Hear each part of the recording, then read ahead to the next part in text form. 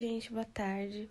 Meu nome é Daniele e eu faço parte do primeiro grupo que fala sobre a introdução à virologia. Resumidamente, a gente fala sobre o conceito do vírus, as suas estruturas, formas e como eles se reproduzem e sobre algumas doenças. Eu vou começar falando sobre esse debate aqui sobre os vírus, dizendo se eles são ou não seres vivos. Então, aqui sobre quem defende não ser, eles falam que fora do hospedeiro não manifestam atividades vitais, como metabolismo, reprodução e estrutura celular, e principalmente porque eles não possuem células, que é a unidade estrutural e funcional de todos os seres vivos, contradizendo então a teoria celular, que fala que todos os seres vivos são formados por células, né? Já tem outros pesquisadores que falam que os organismos são extremamente simples e com capacidade de reprodução e evolução como qualquer outro ser vivo. E mais do que isso, ele tem que ser considerado ser vivo porque ele tem material genético, que é o DNA e o RNA. O que a gente sabe de fato é que eles não têm um potencial bioquímico que possibilita a produção de energia metabólica. Ou seja, por exemplo, eles não são capazes de respirar e de se alimentar, por exemplo, né? E eles só podem se reproduzir no interior de outra célula. Por isso a gente chama eles de parasitas intracelulares obrigatórios. Aqui eu vou falar sobre algumas características dos vírus. A palavra vírus vem do latim e significa veneno, venoso ou toxina. Eles são seres muito pequenos, algumas dezenas de vezes ainda menores do que as bactérias. Então, para ter ideia da dimensão deles, o menor vírus registrado só tem 20 nanomilímetros de diâmetro, que é menor do que um ribossomo. Eles só podem ser vistos no microscópio eletrônico e eles não são incluídos em nenhum dos 5 reinos, sendo diferente dos demais seres vivos. Eles não são incluídos nesses 5 reinos pelo que eu já expliquei, por eles não serem considerados seres vivos e sim uma espécie de parasita, né? E ele não se encaixa nas características básicas de nenhum reino. Ele antigamente fazia parte do mesmo reino que as bactérias, mas já mudaram esse conceito. São extremamente pequenos. Então, aqui no final, a gente tem essa imagem que mostra vários tipos de vírus comparado com a bactéria E. coli. E a gente vê que realmente, né, eles são muito, muito pequenos. Voltando. As características que realmente distinguem os vírus estão relacionadas com a sua organização estrutural simples e o mecanismo de multiplicação.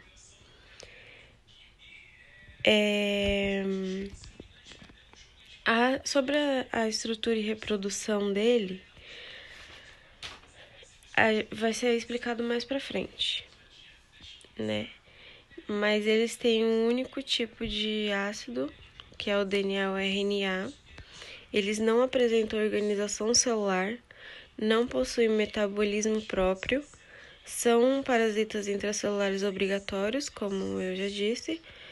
Eles infectam bactérias, protozoários, fungos, plantas e animais.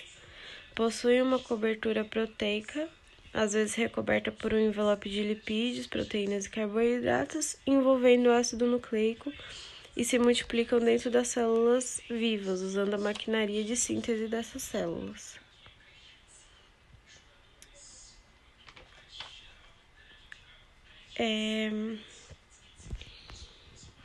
Aqui a gente tem essa tabela que diferencia o vírus das bactérias. Só para contextualizar, desculpa. As rickétsias e clamídias, elas são bactérias muito parecidas entre si. A diferença entre elas, né, é que a clamídia tem a capacidade de ser disseminada pelo ar, como se fossem esporos. E por muito tempo, elas foram confundidas com o vírus, porque elas são pequenas, igual eles, e só multiplicam por uma célula hospedeira, por divisão binária. Só que elas têm estrutura semelhante às bactérias gram-negativas e são sensíveis a antibióticos e tomam forma de cocobacilos. Então, depois de um tempo, perceberam que eram bactérias. Então, elas e os vírus são consideradas parasitas intracelulares. Somente as bactérias têm membrana plasmática e fazem fissão binária. Elas e os vírus fazem passagem através de filtros bacteriológicos. Só as bactérias têm DNA e RNA em ambos. Elas fazem metabolismo de geração de ATP, têm ribossomos e são sensíveis a antibióticos. E o vírus não, enquanto ele é sensível a interferons apenas. Essas aqui são algumas doenças, a maioria de vocês já conhecem a grande parte delas, né? Essas são as veterinárias. E algumas a gente vai estudar de forma mais aprofundada no final do seminário.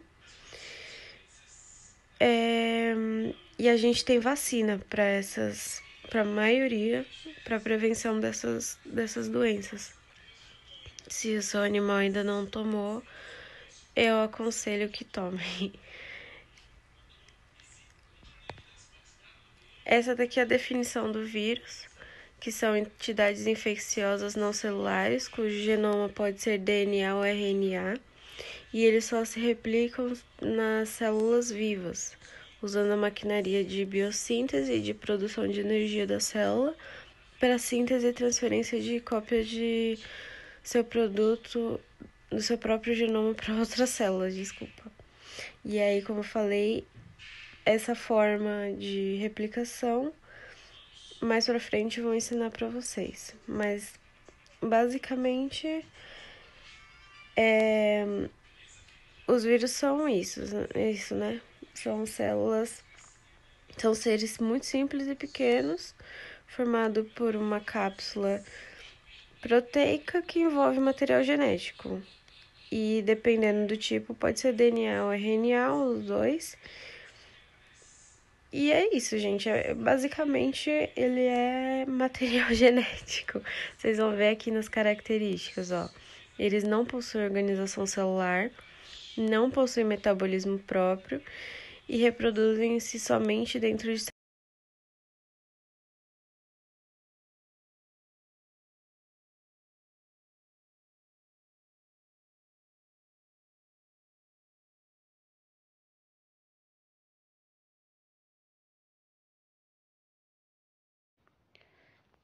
Olá, meu nome é Letícia e eu vou falar sobre a estrutura básica dos vírus. Primeiro, há três tipos de vírus. Os bacteriófagos, que são os vírus que têm uma maior tendência a bactérias, eles maior afinidade às bactérias. Temos os fitovírus, que vai ter uma afinidade com plantas, e os oovírus, que vai ter uma afinidade por célula animal. Então, vai atacar animais e humanos. Falando sobre as estruturas, eles vão ter envelope, capsídeo, ácido nucleico e mais outras coisas que vamos ir falando. Aqui vemos um vírus envelopado com algumas estruturas que vamos falar. A primeira delas é o ácido nucleico, que fica no meio do vírus e vai guardar o material genético dele, que é o DNA ou o RNA. Nunca é só um. Nunca é os dois. Essa fita pode ser uma fita dupla ou uma fita simples, seja ela de DNA e RNA. Então, ela vai ser uma ou duas. Uma fita simples de DNA ou uma fita simples de RNA, e elas podem ser lineares ou circulares. Então, independente do formato, linear ou circular. Agora vamos falar sobre o capsídeo. O capsídeo, ele vai proteger o ácido nucleico, proteger o material genético. Então, ele vai ficar em volta do material genético para protegê-los. Eles podem ser de dois tipos, na verdade de três, mas eu vou falar dos dois primeiros agora, que é o icosaedro e o helicoidal. O icosaedro tem a forma geométrica do poliedro, com 20 faces triangulares com triângulos equiláteros. E o helicoidal, ele é um circundado. Então, temos os vírus icosaedros, que, como podemos ver aqui na lâmina, com as suas faces triangulares, e o vírus helicoidal. Um exemplo do vírus helicoidal é o ebola. Esse helicoidal, ele vai envolver o ácido nucleico como se fosse uma mola, envolvendo ele ao redor numa forma de hélice. Nesse capsídeo temos essas bolinhas, né? Vamos chamar assim de bolinhas, que se chama capsômetros, que são esses daqui, essas bolinhas aqui. E elas são formadas por uma ou várias proteínas. Em volta do capsídeo, que preenche a parte interna dele, em volta do ácido nucleico, a gente tem o que é chamado de cerne viral. E essa junção do ácido nucleico com o capsídeo é chamada de núcleo capsídeo. Um vírus é uma partícula viral completa e infecciosa. Então agora falando sobre o envelope. Essa é uma estrutura que não é presente em todos os vírus, é só alguns. Alguns vão ter envelope e outros não. Vai ter lipídios, proteínas e carboidratos, uma combinação disso. E vai recobrir toda a partícula viral, todo o capsídeo. Um exemplo de um vírus viral é o vírus da herpes. Esses vírus envelopados, eles vão infectar uma célula e proliferar nela.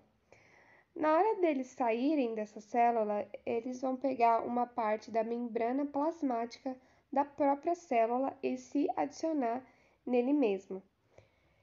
Isso daqui, que parecem espinhos, é chamado de espículas, que está presente no envelope dos vírus. Eles são usados para agregar-se na célula hospedeira e reconhecer a célula. Por exemplo, a gripe, que agrega aos eritrócitos. Eles vão fazer o agregamento e reconhecimento. Essas espículas é o principal antígeno viral. Então, ela é específica para cada vírus. Cada vírus ela vai ser diferente e ter seu próprio formato.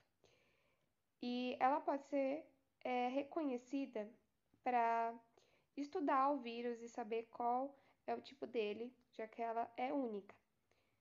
E é por elas que o sistema imunológico reconhece o agente transmissor, o agente invasor, para ele atacar. Então, aqui temos mais um desenho, e essas espículas são formadas por carboidratos e proteínas. Agora falando um pouco sobre o terceiro tipo de vírus, então temos os vírus envelopados, os não envelopados e os vírus complexos. Eles são um tipo de vírus que eles têm todas essas estruturas, algumas dessas estruturas que a gente mencionou, mais novas estruturas. Ele vai ser um vírus mais forte, mais difícil de combater. Então, ele tem o capsídeo, que seria tipo a cabeça dele, que contém o DNA. Nesse exemplo, a gente tem capsídeo icosaédrico, com suas faces triangulares. E depois a gente tem a bainha, né? Então, a bainha é toda essa parte, e aí a gente tem o que é chamado de placa basal, que é essa parte aqui, que fica embaixo da bainha, como um suporte, chamada de placa basal. E aqui, embaixo da placa basal, fixada nela, a gente tem os pinos, que são ligadas a ela. E o que é chamado de, que eu chamo de perninhas, o nome delas é fibras da cauda, que são tipo os pezinhos do vírus. Esses vírus vão usar as fibras da cauda, suas perninhas e os seus pinos para grudar, ou seja, fazer a sua dissolução na célula que ele vai infectar. Geralmente, esses vírus complexos, eles são bacteriófagos. E, por exemplo, o coronavírus é um RNA fita simples envelopado. E o seu nome é SARS-CoV-2. Boa tarde, professora. Boa tarde, colegas. Vou falar agora sobre multiplicação viral. No ácido nucleico, codificam componentes estruturais do virion, como proteínas do capsídeo e algumas enzimas utilizadas no ciclo de vida viral. Assim, para que um vírus multiplique, ele precisa invadir a célula hospedeira e tomar conta de sua maquinária metabólica. O único vírus pode originar de uma única célula hospedeira, desde alguns até milhares de partículas virais iguais. Esse processo pode alterar drasticamente a célula hospedeira. Bom, os vírus são organismos muito simples, que não são capazes de se reproduzir sozinhos. Eles precisam de uma célula hospedeira para se multiplicar. Se apenas um vírus penetrar em uma célula, ele pode gerar milhares de outros vírus. Essa intensa multiplicação de vírus acaba parando as funções normais das células. Multiplicação viral por bacteriófago. O que seria isso? É quando os vírus depositam material genético nas bactérias. Isso pode ser de duas maneiras. No ciclo lítico, onde o vírus invade a bactéria, deposita seu material genético e se multiplica, interrompendo as funções normais da célula. Aí o ciclo lisogênico. Nesse caso, o vírus também invade a bactéria e deposita o material genético. Só que ele não se reproduz, ele se incorpora com o material genético da célula infectada. Resumindo, no ciclo lítico ele se multiplica e no ciclo lisogênico ele se incorpora. Nessa foto a gente tem a bactéria com os vírus aderidos, fazendo a perfuração, e também a noção do tamanho de um vírus para uma bactéria. Nesse slide é o ciclo lítico do bacteriófago, mostra as 5 fases. Então a primeira fase seria de adesão, onde o vírus ancora na bactéria. Alguns vírus possuem algumas estruturas que ajudam essa adesão, que são as espículas, espécies de âncoras. A fase 2 da penetração, onde o vírus já aderido vai depositar seu material genético. Na fase 3, a biossíntese. Nessa fase ocorre a replicação do DNA do vírus e a célula infectada para a sua síntese proteica, ou seja, para as suas funções. A fase 4 da maturação, onde seria a montagem desses novos vírus, replicados. Aqui a figura mostra o esqueminha. E a fase 5 da liberação, quando a célula hospedeira se rompe devido à intensa multiplicação desses vírus, e quando esse rompimento se chama lise. Esses vírus iguais aos infectantes são liberados para infectar outras células. Esse outro slide também é do ciclo lítico, mostra aí o vírus fazendo adesão nessa figura em cima. Ele faz adesão pela cauda, Então, ó, adesão no quadrinho 1. O 2 ele vai fazer a penetração. No 3 vai depositar material genético. No 4 faz a biossíntese. No 5 a maturação. E no 6 a lise. A mesma coisa do outro ciclinho, só está melhor, né? A foto está melhor. A gente tem esse slide, do lado esquerdo em vermelho, a fase ciclolítica, e do lado direito em azul, o ciclo lisogênico. Aí no meio, entre os dois, é a interação entre eles. Então vamos lá pelo ciclolítico primeiro. Número 1, lá em cima. O vírus se acopla à bactéria e deposita seu material genético. Vamos chamar de fago. Esse material genético fica circulante no citoplasma da bactéria e vai se multiplicar. No 3 aqui, ó. Aqui seria a fase de multiplicação e maturação, caindo para a fase 4, que é a lise, onde tem o rompimento da célula e liberação de vários vírus semelhantes a esse primeiro da fase 1. Ciclolítico, ok. Então vamos agora para o ciclo lisogênico. Então, ó, número 1 de novo. O vírus se ancora e deposita o material genético. Vamos no 2. Ele vai ficar circulante no citoplasma da bactéria. Só que nesse caso a gente vai vir para o lado direito, aqui, ó, 3B, onde o DNA do vírus vai incorporar o DNA da bactéria, formando prófago. E aí a bactéria no 4B vai fazer sua reprodução normal, se dividindo, dividindo, dividindo. No 5B aqui, ó, essa nova bactéria pode cair no ciclo de novo, voltando para o 2, onde ela pode fazer um novo ciclo lisogênico ou um outro ciclo lítico, só que dessa vez ela vai estar mais virulenta, porque ela já foi incorporada com o DNA do vírus com a da bactéria. E aí você tem as duas fases possíveis. Aqui de novo, ó, a fase do ciclolítico e o ciclo lisogênico. Então, número 1 é onde o vírus faz adesão na bactéria. Número 2, deposita seu material genético.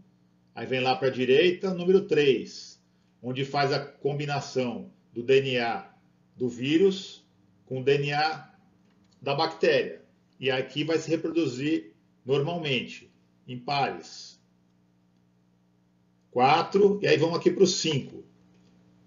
No 5, essa bactéria já recombinada é infectada novamente por um vírus e aí vai cair no ciclolítico. Aqui na 7 seria a fase de multiplicação e maturação. E aqui no 8, a fase de lise, onde vai liberar novos vírus, já recombinados. E aí cairia de novo. É uma replicação do vírus anterior.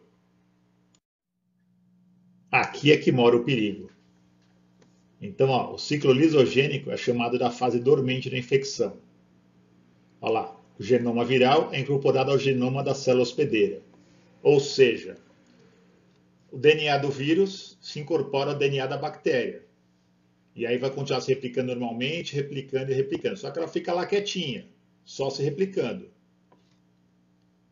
A gente vem aqui para o ciclolítico, que se chama a fase virulenta da infecção. O vírus multiplica no interior da célula hospedeira, provocando a sua destruição e liberação de inúmeras novas partículas virais. A lise aqui. Só que essas partículas virais foram recombinadas na fase do ciclo lisogênico. Ou seja, elas estão cada vez mais virais e prontas para infectar outras células. Por isso que se chama fase virulenta, porque houve a recombinação aqui no ciclo lisogênico. Não é uma bactéria normal, é uma bactéria plus, né? Potencializada.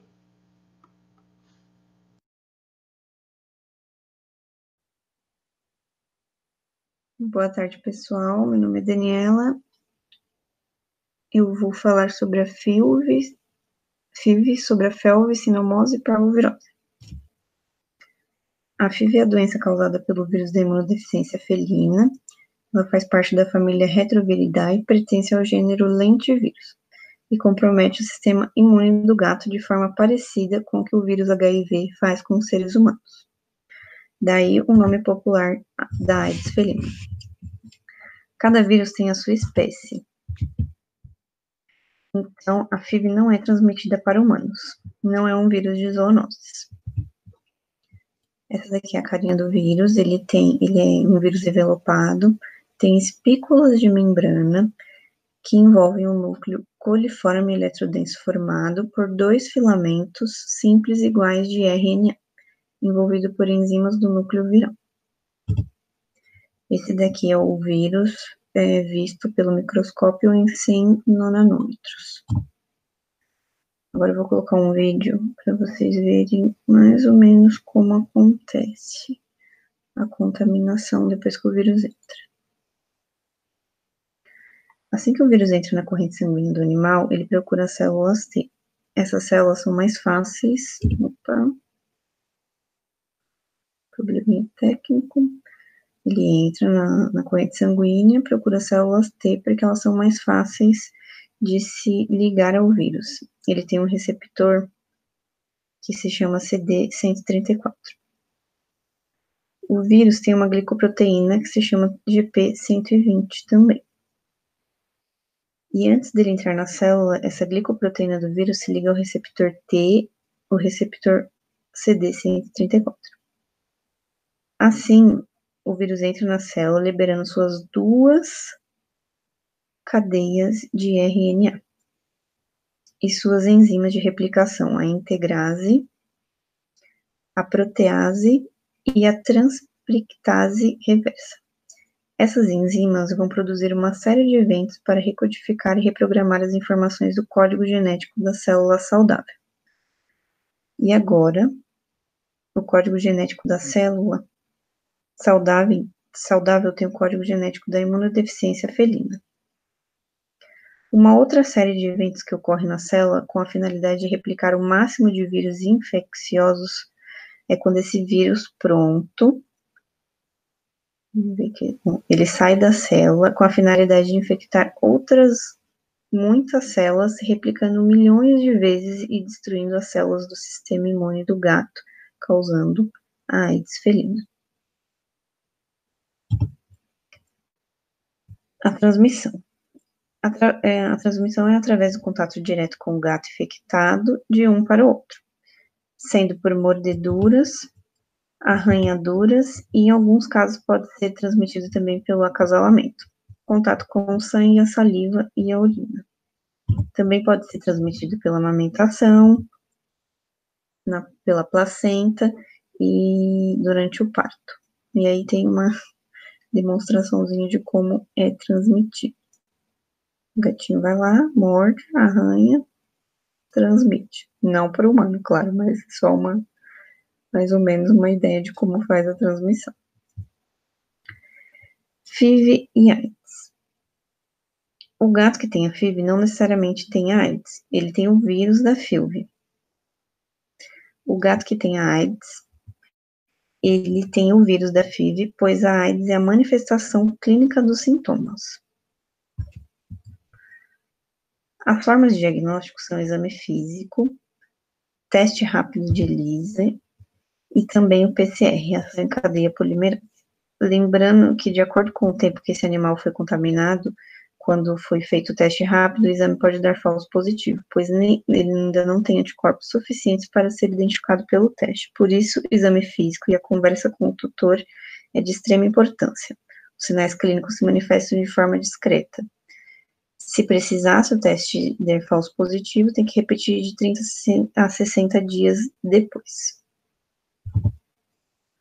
O tratamento. O tratamento é com antibiótico, anti-inflamatório, corticoide e etc. O animal precisa de acompanhamento constante e ele pode fazer o tratamento com AZT. Agora eu vou falar sobre a FeLV.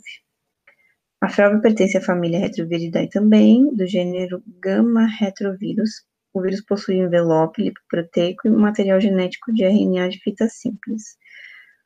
O FeLV é classificado em 4 subgrupos, FeLV A, B, C e T. Somente o subgrupo A é transmitido entre os gatos. É um retrovírus porque ele consegue replicar o seu material genético nas células dos gatos, fazendo parte do DNA, ficando para sempre na vida dos felinos. A FeLV-A é a mais infecciosa. A FeLV-B causa linfoma e leucemia em 50% dos gatos. A FeLV-C causa anemia regenerativa, ou seja, a medula óssea não funciona mais e acomete de 1 a 2% dos gatos. A T causa imunossupressão grave, ou seja, queda da imunidade, os linfócitos T e todas as células ficam extremamente baixas. A transmissão é por sangue e saliva, por briga, mordedura, arranhadura e pelo simples acariciar de um gato com o outro, pois geralmente eles se lambem em forma de carinho, então nem sempre é só por mordida e arranhar, né? Ele acaba, às vezes, fazendo carinho no outro gato, lambendo outro gato, limpando outro gato, e aí eles se limpam entre eles e pela saliva eles acabam se contaminando até com o amiguinho que ele fez que ele não briga, né? Por um outro vídeo mostrando mais ou menos como é. O vírus entra no organismo e assim que ele vê uma célula normal, ele vai liberar seu material genético, replicando o material dentro da célula sadia do gato, fazendo parte do DNA da célula do felino.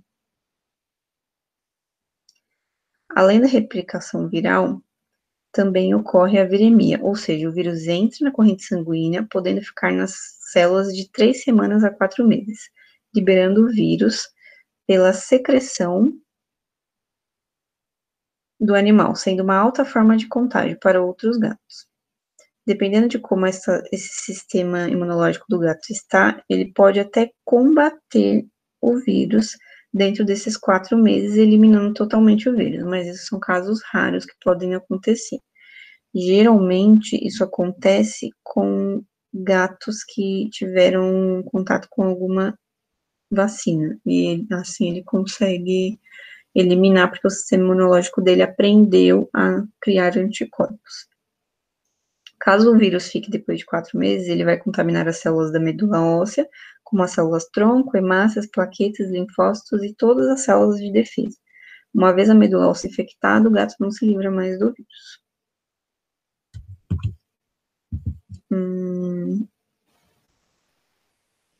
Então, sobre a FeLV é isso. Vou falar sobre a sinomose, tá? A sinomose canina é uma enfermidade infectocontagiosa causada por um RNA vírus do gênero Morbillivirus. De relevância mundial, ele é considerado como a segunda principal causa de morte entre os cães dentre as doenças infecciosas, perdendo apenas para a raiva.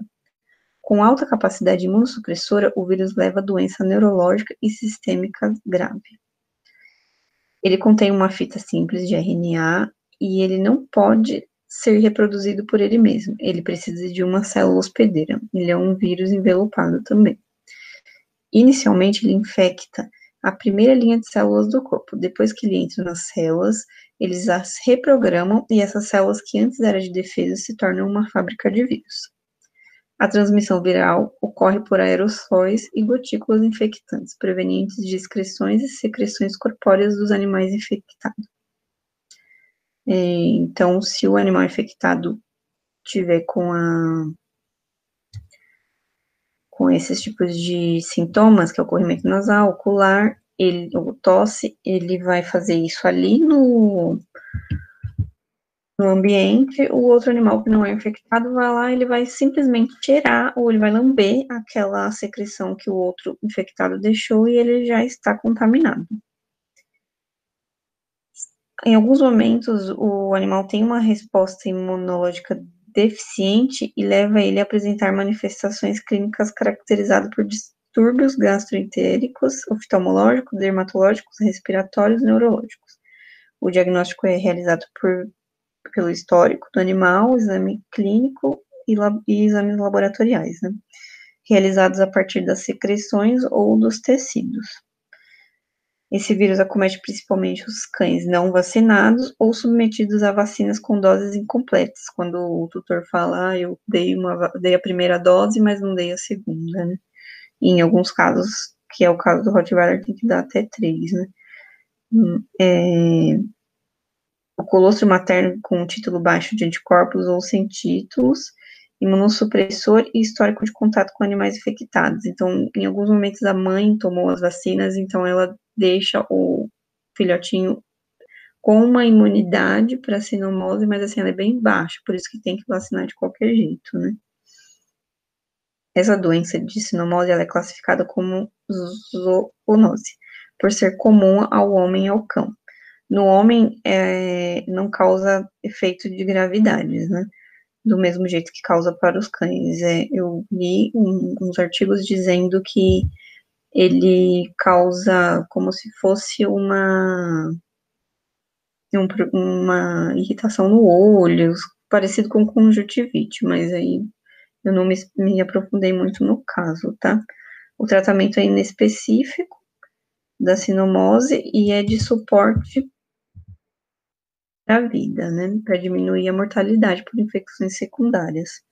Então, eles tentam dar o que pode para o animal, vitaminas para ele acabar se livrando sozinho, já que ele não tomou a vacina. Bom, vou falar sobre a parvo, que é o meu último assunto. O agente etiológico da parvovirose canina é um vírus de DNA não envelopado, pertencente à família Parvoviridae, gênero parvovírus, denominado parvovírus canino. Esse vírus é dividido em 2 tipos, CPV1 e CPV2. O CPV1, ele é chamado de parvovírus diminuto dos cães. Não tem importância clínica nas gastroenterites. Já o CPV2 tem 3 subtipos, CPV2A, CPV2B, CPV2C. O CPV2C que é o tipo. O CPV2B é o mais prevalente na população canina e, consequentemente, utilizado em vacinas. Ele é uma das viroses mais conhecidas e mais contagiosas entre os cães domésticos, também chamado de enterite canina parvoviral. Ataca mais os cães jovens que os adultos, e talvez porque os adultos sejam mais resistentes pela imunidade naturalmente adquirida, né? Aquela imunidade adquirida que eles têm por ser um pouco mais velho, né? Apresenta alta mortalidade, principalmente entre os cães jovens e de raças puras, ou animais fracos e debilitados. Colocaram outro vídeo do que ele faz nas microvelocidades do cãozinho.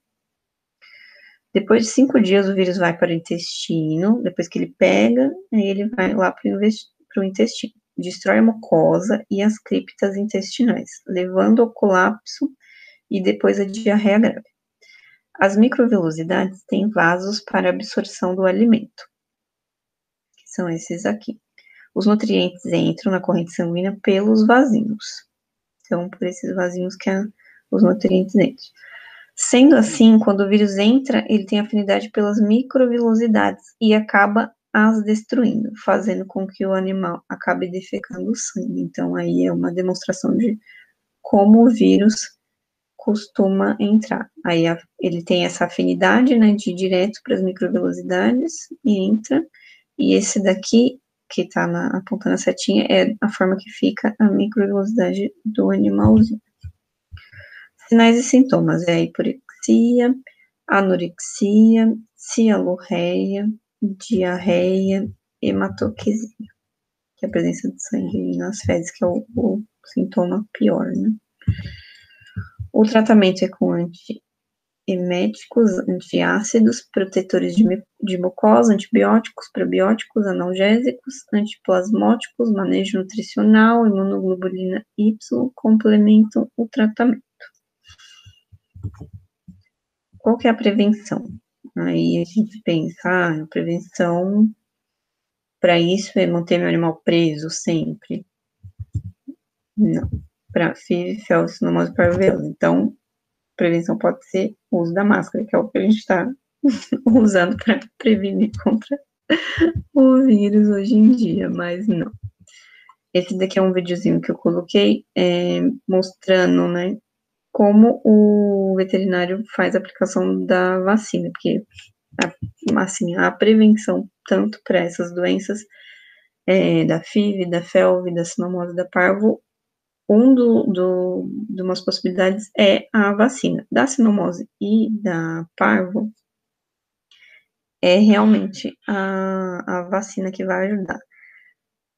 Da FIV e da FeLV tem várias questões que estão ocorrendo, então, assim, geralmente eles falam que o ideal é o animal não sair, não ter acesso à rua, tal, mas nos Estados Unidos e em alguns países, aqui no Brasil tem já essa vacina da FIV, mas ainda ela está em fase de verificação se realmente dá certo, se não dá. Então, pelo que eu pesquisei, os veterinários ainda falam muito se dá, se não dá, se faz realmente sentido aplicar a vacina. Alguns falam que sim, outros falam que, né, é melhor aguardar ainda para ter certeza.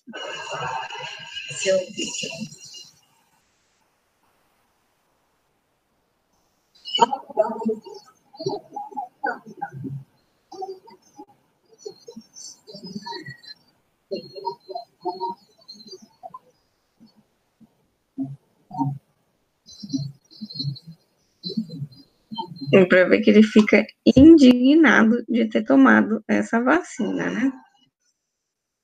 Olha a carinha.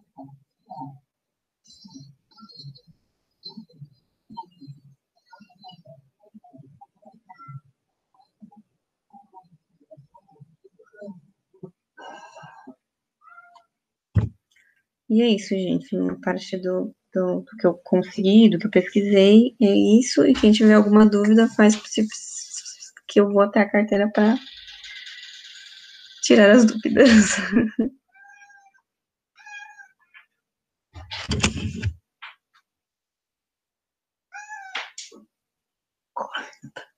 Desliga lá.